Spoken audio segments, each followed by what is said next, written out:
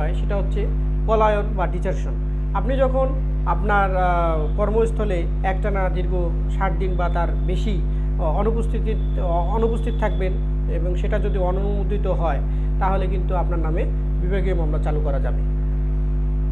তো এভাবে আবার অনেক সময় দেখা যায় অনেকেই বিদেশে গমন করে, সেখানে যদি আপনি 30 দিন একটানা যদি আপনি বিদেশে অনুমতিবিহীন অবস্থান করেন তাহলেও কিন্তু আপনি পলায়নের দায়ে কিন্তু বিভাগীয় মামলা খাবেন। এরপর যেটা হচ্ছে খুবই গুরুত্বপূর্ণ একটা ভিত্তি, সেটা হচ্ছে দুর্নীতি পরায়ণ হওয়া।